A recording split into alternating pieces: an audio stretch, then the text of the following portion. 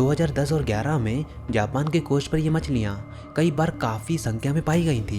कुछ समय बाद एक रिचर स्केल 9.0 मैग्नीट्यूड अर्थक्वेक ने जापान के टोहोकू रीजन को स्ट्राइक किया, जिससे पूरे जापान में भारी तबाही मच गई। इस अर्थक्वेक ने एक डिजास्टरस सुनामी को ट्रिगर किया, जिसने जापानीज कोस्ट को 40 मीटर ऊंची लहरों से फ्लड कर दिया। सुनामी ने फुकुशिमा डाइची न्यूक्लियर प्लांट के पावर सप्लाई और बैकअप जनरेटर को डैमेज कर दिया, जिससे कूलिंग सिस्टम फेल हो गए। कूलिंग ना होने से रिएक्टर गर्म होने लगा और उनमें हाइड्रोजन एक्सप्लोजन हुआ, जिससे रेडियो एक्टिव मटेरियल्स लीक हो गए। इसके बाद एरिया एवैक्यूएट करना पड़ा और रेडियो एक्टिव कंटेमिनेशन फैलने से ये एक बड़ा डिजास्टर हुआ। ये accident INES nuclear disaster scale पर लेवल 7 मार्क किया गया था, जो चेरनोबिल न्यूक्लियर डिजास्टर के बराबर था। बाद में लोगों ने ऑब्जर्व किया कि जिस कोस्ट पर ये मछलियाँ सबसे ज़्यादा संख्या में पाई गई थी, उसी कोस्ट की तरफ सबसे ज़्यादा तबाही हुई थी। इसने जापानीज और पैसिफिक कल्चर की एक पुरानी मिथ को और भी ज़्यादा सपोर्ट दे दिया, the myth of doomsday fish. दोस्तों, आपने रिसेंटली डूम्सडे फिश के नेम से मशहूर और फिश के बारे में सोशल मीडिया और न्यूज़ में काफ़ी चर्चा सुनी होगी। खासकर इंस्टाग्राम की पूरी फीड इससे भरी हुई है। कुछ लोग मानते हैं कि ओरफिश पानी में सीस्मिक वेव या वाइब्रेशन फील कर सकती है, इसलिए ऐसी किसी सेस्मिक एक्टिविटी से पहले वो अपने गहरे पानी के नेचुरल हैबिटेट को छोड़कर ऊपर सरफेस पर आ जाती हैं। वहीं कुछ लोग ये भी कहते हैं कि डीप वाटर एनवायरनमेंट में चेंजेस जैसे टेम्परेचर या सैलिनिटी की वजह से ओरफिश शोर के पास आ सकती है, और ये चेंजेस मोस्टली अर्थक्वेक के पहले आते हैं। और इसी कारण कई सारे लोग इन मछलियों को अर्थक्वेक या सुनामी को प्रिडिक्ट करने वाली मछलियाँ भी कहते हैं। इसी कारण इस ओरफिश को डूम्सडे फिश का टाइटल दिया गया। लेकिन क्या आपको पता है कि असल में ये मछलियाँ कैसी होती हैं और इनके इस डूम्सडे कनेक्शन के पीछे की असली साइंस क्या है? चलिए इसको पूरा डिटेल में जानते हैं।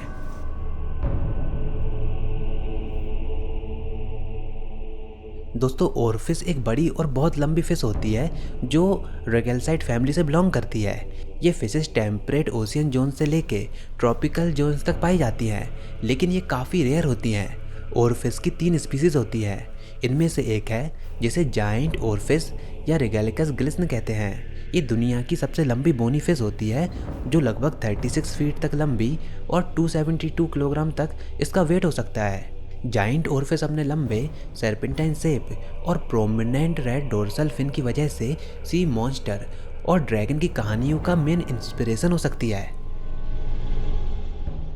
1800s में जो स्कॉटलैंड के शोर पर जो 56 फीट लंबी सर्पेंटाइन फिश मिली थी, उसे भी अब अज्यूम किया जाता है कि वो भी ओरफिश ही रही होगी।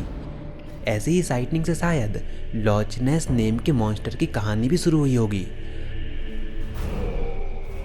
ओरफिश एपीपेलगिक से लेकर मीजोपेलगिक ओशियन लेयर में रहती हैं, जो 250 मीटर से लेकर 1000 मीटर तक डीप होता है। कुछ ओरफिश पानी के सॉलो एरियाज में ह्यूमंस को जिंदा मिली हैं, लेकिन मोस्टली अगर कोई ओरफिश सरफेस पर आती है तो यूजुअली वो डीप प्रेशराइजेशन की वजह से मर जाती है, क्योंकि समुंदर के अंदर प्रेशर बहुत ज़्यादा होता है। तो जैसे ही वो सरफेस पर आती है तो प्रेशर सडनली डिक्रीज हो जाता है, जिसके कारण उनकी डेथ हो जाती है।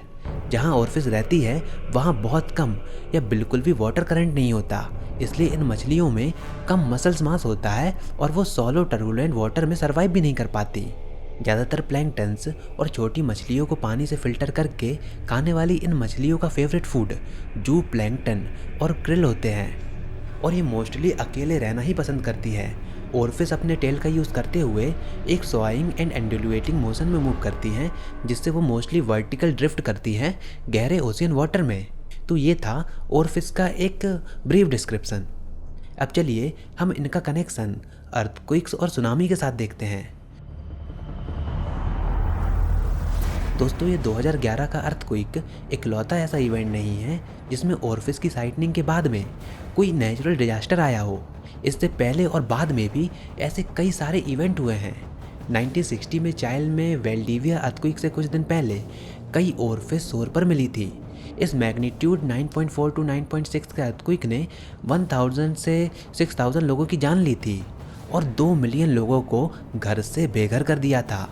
अब इसके अलावा भी 2009 में इटली के कोस्ट पर ओरफिस साइटनिंग रिपोर्ट हुई थी अर्थक्वेक से पहले। ये साइटनिंग्स इतनी ज़्यादा डॉक्यूमेंटेड तो नहीं है, लेकिन इनका कंट्रीब्यूशन ओरफिस और सीस्मिक एक्टिविटी की मिथ में ज़रूर मेंशन किया जाता है। इसके बाद इटली के एल एक्यूरिया में एक मैग्नीट्यूड 6.3 का अर्थक्वेक आया था, जिसने 308 लोगों की जान ली थी, 1500 से ज़्यादा लोगों को इंजर्ड किया था और 66,000 से ज़्यादा लोगों को बेघर कर दिया था। ऐसे ही 2010 में एक बार फिर चाइल के कोस्टल वाटर में एक अर्थक्वेक आया था, जिसके कुछ हफ्तों पहले कई सारे ऑर्फिस को स्पॉट किया गया था और इन साइटनिंग्स को लोकल्स और मीडिया ने काफ़ी ज़्यादा अटेंशन दिया था। ये भी एक बड़ा अर्थक्वेक था जिसका मैग्नीट्यूड 8.8 था और इसने भी 500 से ज़्यादा लोगों की जान ली थी और डिजास्टरस सुनामी ट्रिगर की थी। हालांकि साइंटिफिक कम्युनिटी अभी भी स्केप्टिकल है ऑर्फिस साइटनिंग और सेस्मिक एक्टिविटी के लिंक के बारे में, लेकिन ये स्टोरीज और इनकी कल्चरल सिग्निफिकेंस लोगों की इमेजिनेशन को कैप्चर करते रहते हैं और हमें ये सोचने पर मजबूर कर देते हैं कि क्या ये मिथ सच में रियल है। चलिए अभी हम देखते हैं क्या इन सब चीज़ों पर कोई साइंटिफिक रिसर्च या फिर स्टडी हुई है। तो इस मिथ को प्रूव या डिस्प्रूव करने के लिए रिसर्चर्स की एक टीम ने इस पर स्टडी किया और अपनी फाइंडिंग को 2019 में पब्लिश किया। इस पेपर का लिंक आपको नीचे डिस्क्रिप्शन बॉक्स में मिल जाएगा। तो स्टडी का एम ये था कि अगर ये मिथ सही साबित होती है तो इससे सीस्मिक डिजास्टर प्रेडिक्शन और मैनेजमेंट में बहुत ज़्यादा हेल्प मिल पाएगी। तो रिसर्चर्स की उन टीम ने 26 नवंबर 1928 से लेकर 11 मार्च 2011 तक के टारगेट्स पीरियड को एग्जामिन किया और थॉरोली रिव्यू किया। इस स्टडी में न केवल ऑर्फिस बल्कि और भी कई सारे डीप सी क्रिएचर्स को कंसीडरेशन में लिया गया था जिन पर सिमिलर मिथ बनी हुई थी। केयरफुली स्टैटिस्टिकल रिव्यू के बाद 336 डीप सी फिश अपीयरेंसेस और 221 अर्थक्वेक कंपेयर करने के बाद भी सिर्फ एक इवेंट में पॉसिबल कोरिलेशंस दिखाई दिए। बाकी सारे केसेस में उन डीप सी क्रिएचर की साइटनिंग या तो अर्थक्वेक के 31 दिन पहले हुई थी या फिर उससे भी पहले हुई थी, या फिर उनकी साइटनिंग अर्थक्वेक के एपिसेंटर से 100 किलोमीटर से भी ज़्यादा दूर हुई थी, और या फिर वो अर्थक्वेक 6.0 मैग्नीट्यूड से कम थे। इन तीनों टाइप के केसेस को स्टडी में रिजेक्ट इसलिए किया गया क्योंकि ऑब्वियसली साइंटिफिक स्टडी में कई स्ट्रिक्ट क्राइटेरियाज को डिसाइड करना ज़रूरी होता है। एक मंथ से भी पुरानी अपीयरेंस या 100 किलोमीटर से ज़्यादा दूर की अपीयरेंस का क्लियरली कोई भी लॉजिक नहीं बनता उस इवेंट के रिलेशन में देखे जाने का। साथ ही 6 से कम के मैग्नीट्यूड के अर्थक्वेक जापान और उसके जैसे सीस्मिक एक्टिव जोन में वैसे भी काफ़ी ज़्यादा कॉमन है, चाहे ऑर्फिस दिखे या फिर चाहे वो ना दिखे।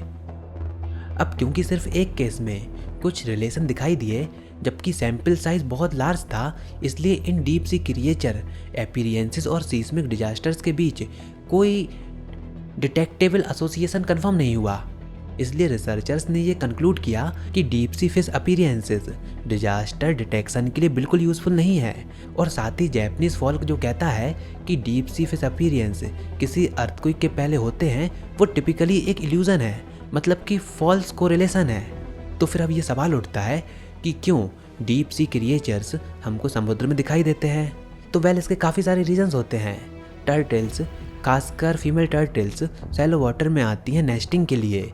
ये टर्टल्स ओशियन में लंबी दूरी ट्रैवल करती है और सैंडी बीचेस पर एग देने के लिए शोर पर आती हैं। इन्वायरमेंटल फैक्टर जैसे ओशियन करंट या वाटर टेम्परेचर चेंज भी उन्हें शोर के पास ला सकते हैं। जाइंट स्क्विड सॉलो वाटर में तब दिखाई देती हैं जब स्ट्रॉन्ग ओशियन करंट या अपवेलिंग्स उन्हें डीप सी हैबिटेट से डिस्प्लेस कर देते हैं।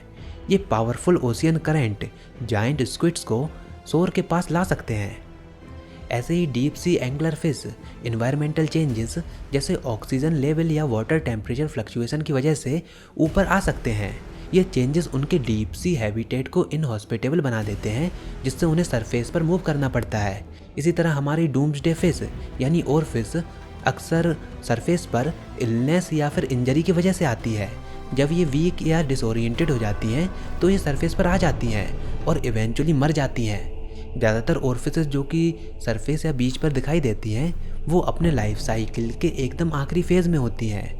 तो दोस्तों, ऑरफिश को डूम्सडे फिश का टाइटल देने वाली ये मिथ को पूरी तरह से रॉन्ग या राइट प्रूफ करने के लिए हमारे पास रिकॉर्डेड स्टैटिस्टिकल डेटा उतनी भारी मात्रा में नहीं है। ये फैक्ट तो उस स्टडी में भी एक्सेप्ट किया गया था जिसके रिजल्ट्स को अभी हमने थोड़ी देर पहले डिस्कस किया था। लेकिन जितने एविडेंस के बेसिस पर वो स्टडी की गई थी उसके बेसिस पर रिसर्चर्स का कंक्लूजन रिजेक्ट भी नहीं किया जा सकता है। तो हमारे पास इन इंटरेस्टिंग क्रिएचर से डरने के कम रीजंस हैं और इनके बारे में जानने की और इनकी स्टडी करने के कई सारे रीजंस हैं। वेल, आपने ये फैक्ट तो सुना ही होगा कि जितना हम अपने यूनिवर्स के बारे में जानते हैं उतना शायद हम अपने ओशियंस के बारे में भी नहीं जानते। एंड हाल ही में मैक्सिको के कोस्ट पर एक और फिश देखी गई है। इस इंसिडेंट ने एक बार फिर से इस फिश से रिलेटेड मिथ्स को और हवा दे दी। वैसे आपको क्या लगता है, क्या सच में ये कोई डिजास्टर की वार्निंग है? और साथ ही क्या आपको ये नहीं लगता कि इन डीप सी क्रिएचर्स के सरफेस पर आने के जो इन्वायरमेंटल फैक्टर हैं उनके लिए रिस्पॉन्सिबल हमारे द्वारा फैलाए जाने वाला पॉल्यूशन और नेचुरल इम्बैलेंस है? वेल, अपने आंसर हमें कमेंट सेक्शन में लिखकर ज़रूर बताना। फिलहाल आज की वीडियो में इतना ही, मिलते हैं अगली वीडियो में। Thank you.